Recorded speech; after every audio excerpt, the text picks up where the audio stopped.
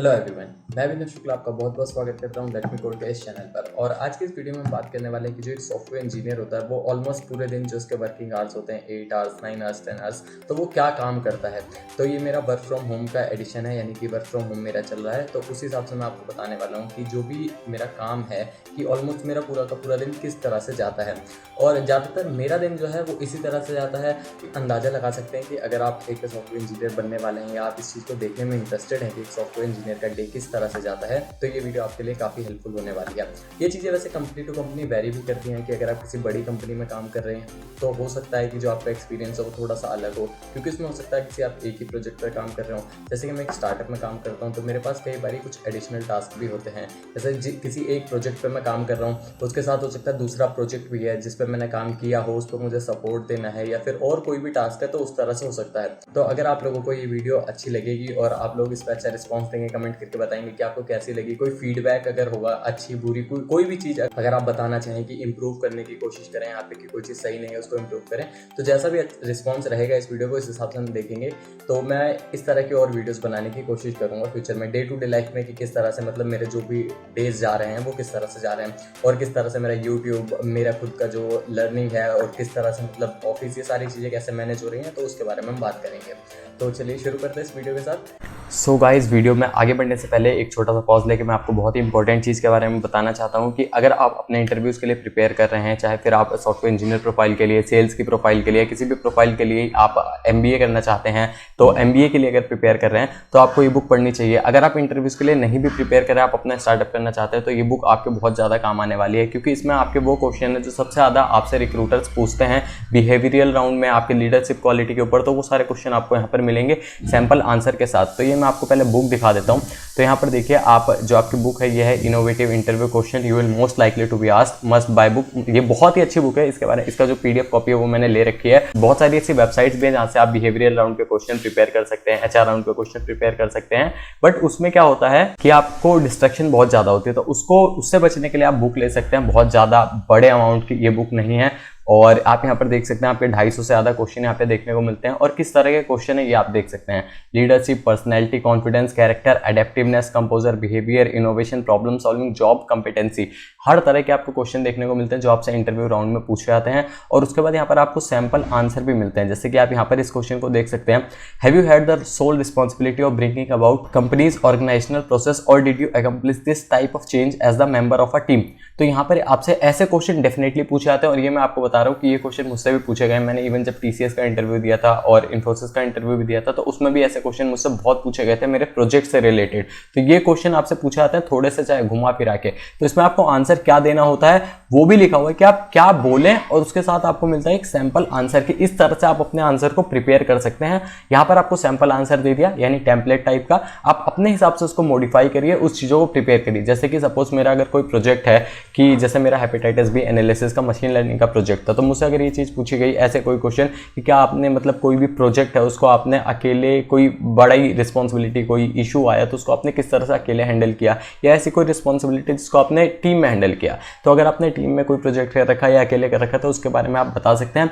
तो ये बुक आप जरूर चेकआउट करिए यहाँ पर। और बुक का प्राइस सिर्फ 500 रुपये यहाँ पर, जिसमें भी अगर आप मेरा कूपन कोड अभिनव10 यूज करेंगे आपको 10% का डिस्काउंट मिलने वाला है, और आपको फ्री होम डिलीवरी मिलने वाली है। तो अभी 9 बजने वाले हैं और अभी मैं अपनी एक कंपनी मीटिंग ज्वाइन करने वाला हूँ। हमारी जो कंपनी मीटिंग होती है वो मंडे और थर्सडे को होती है, 2 दिन। सो आज मंडे है और 9 बजे हमारी मीटिंग होती है जो कंपनी मीटिंग है, और उसी के लिए हम अभी ज्वाइन करने वाले हैं। इसमें हमारा बेसिकली अपडेट्स होती है कि किस प्रोजेक्ट पे क्या काम चल रहा है, कौन काम कर रहा है, कौन सी टीम काम कर रही है, तो वो सारी अपडेट होती है। किसी ने कोई अच्छा काम किया होता है तो उसको अप्रिशिएट किया जाता है। तो ये सारी चीज़ें चल रही होती हैं। तो चलिए ज्वाइन करते हैं इस मीटिंग को, उसके बाद देखते हैं कि क्या होता है।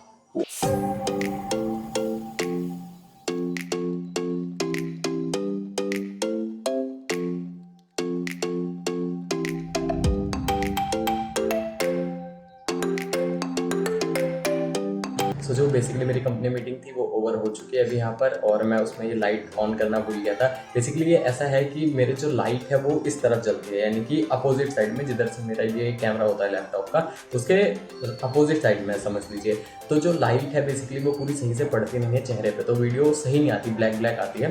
तो इस चक्कर में मैंने यहाँ पर जो मेरी रिंग लाइट थी वो मैंने यहाँ पर इसके पीछे लगा रखी है, ताकि जब भी मतलब मेरी कोई कॉल होती है जिसमें वीडियो ऑन करनी होती है बेसिकली, तो उसमें मैं उस लाइट को ऑन कर लेता हूँ। और आज मैं इस चीज़ को भूल गया क्योंकि मैं ये रिकॉर्ड कर रहा था, इसके चक्कर में। ये छोटी सी क्लिप थी, जैसे कि आपकी कंपनी मीटिंग होती है, मीटिंग में यही है जनरली जो भी आपकी अपडेट मिलती है वो यहाँ पर अपडेट मिल चुकी है। और उसके बाद अभी मुझे यहाँ पर एक मैसेज आया है, मतलब मेरे साथ जो काम करते हैं कलीग हैं, तो उनके साथ मुझे थोड़ा सा कुछ काम देखना है, तो वो अभी मैं देखने वाला हूँ। और उसके साथ जिस प्रोजेक्ट पे मैं काम कर रहा हूँ मुझे थोड़ा सा उसका मैं सोच रहा हूँ, क्योंकि अभी वो प्रोजेक्ट स्टार्ट होने वाला है, बट मेरे पास जितनी डिटेल है मैं उस हिसाब से सोच रहा हूँ कि उसको प्रिपेयर करके चलूँ, तो वो अभी मैं ट्राई करने वाला हूँ। और उसके साथ साथ कुछ और टास्क है जो मतलब हमारी कंपनी में प्रोजेक्ट मैनेजर हैं, प्रोजेक्ट किसी और का था, मतलब वो जो भी है, तो उसमें कुछ रिव्यूज़ और कुछ डेटा कैप्चरिंग पार्ट पेंडिंग था, तो वो चीज़ पे हम देख रहे हैं। तो उन्होंने मुझसे ये चीज़ कही थी करने के लिए, देखने के लिए। बेसिकली डेवलप कोई और कर रहा है उस चीज़ को, तो मुझे सिर्फ वो देखनी थी चीज़ और उनसे पता करनी थी कि कैसे हो रही है ये, तो वो चीज़ करनी है। तो उन्होंने वो आई थिंक काम कर दिया है, और मुझे उन्होंने बता दिया कि वो काम हो चुका है, डिप्लॉय हो चुका है।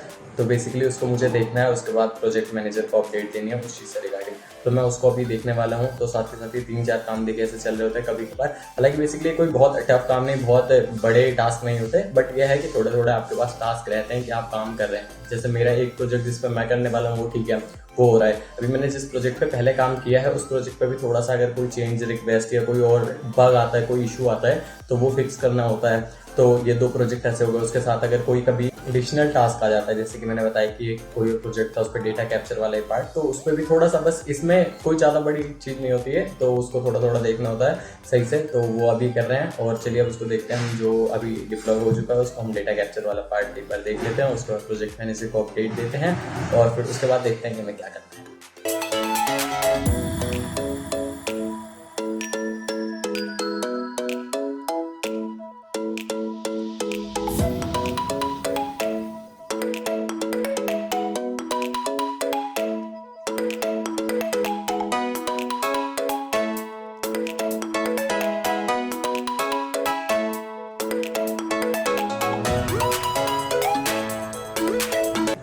सो बेसिकली जो अभी ये चीज़ देखनी थी वो मैंने देख के यहाँ पर प्रोजेक्ट मैनेजर को अपडेट कर दिया, तो वो चीज़ अभी वर्किंग है।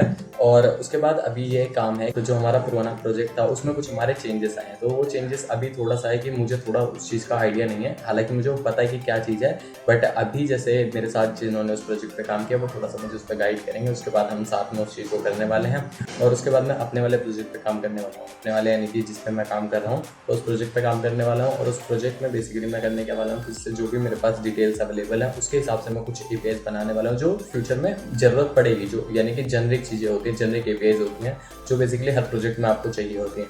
जैसे कि एग्जांपल के लिए आप ले सकते हैं कि साइन अप लॉगिन वाली चीज़ होती है, ऑलमोस्ट हर प्रोजेक्ट में चाहिए होती है, तो उसको आप पहले से भी बना के रख सकते हैं। तो जितनी बेसिक डिटेल मेरे पास अवेलेबल है उस प्रोजेक्ट की, उस हिसाब से मैं उसको करने वाला हूँ, और बाकी जो फ्यूचर में डिटेल्स आने वाली हैं तो उसको फिर हम उसके बाद इम्प्लीमेंट कर सकते हैं। तो ये चीज़ यहाँ पर होने वाली है अभी के लिए, और उसके बाद फिर आपको अपडेट देते हैं कि क्या चल रहा है।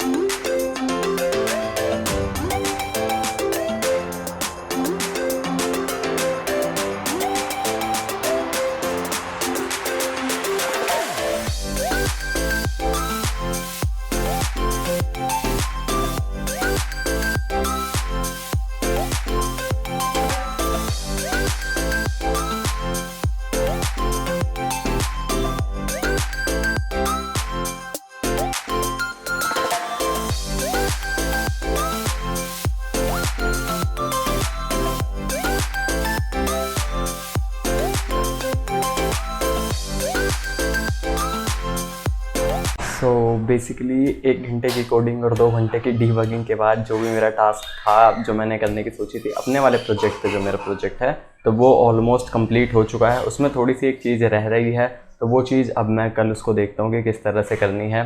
सो आई थिंक आपको ये वीडियो पसंद आई होगी कि किस तरह से मतलब पूरा दिन जाता है। तो ऑलमोस्ट ये होता है कि आपको 3-4 घंटे कोड करना होता है कभी जब आप किसी फीचर पे काम कर रहे होते हैं। उसके बाद ज़्यादा टाइम आपका डीबगिंग में जाता है और उस कोड को सही करने में जाता है, स्ट्रक्चर करने में, क्योंकि कहीं ना कहीं कोई कॉर्नर केस मिस हो रहा होता है। फिर आप उसको जब ट्राई करते हैं, टेस्ट करते हैं, तो फिर कहीं एरर आती है, तो उसके बाद फिर आप उसको डीबग करते हैं। तो इसी तरह से बहुत सारे आपके जो इश्यूज़ होते हैं तो उसको आप कर करके ही फिक्स होता है। यानी कि आप जितने पहले आप करते हैं कोड करने से पहले आप उसके सारे पॉजिटिव नेगेटिव केसेस सोच लेते हैं कि किस तरह से इसको करना है, और उसके बाद फिर आप जब उसको कर लेते हैं और तभी भी जब टेस्ट करते हैं, रन करते हैं, तभी भी उसमें कुछ इश्यूज़ आते हैं, तो उस इशूज़ को फिर आप फिक्स करते हैं, फिर उसको डीबग करते हैं, ट्राई करते हैं, रन करते हैं। तो इन चीज़ों में ही जो सबसे ज़्यादा टाइम आपका जाता है तो वो जाता है। क्योंकि अगर कोई आपको फीचर बनाना है तो आप उसको थोड़ा सा आधा घंटा 1 घंटा देके टाइम देके सोच सकते हैं। उसके बाद कोड लिखने में आपका इतना ज़्यादा टाइम नहीं जाता, टाइम जाता है सोचने में, उसके बाद डीबगिंग करने में। डीबगिंग भी आपका एक तरह से सोचने का ही प्रोसेस है, क्योंकि जब आपका इशू आया, बग आया, तो आप उसको सॉल्व किस तरह से कर रहे हैं, किस तरह से उसको आप फेस कर रहे हैं,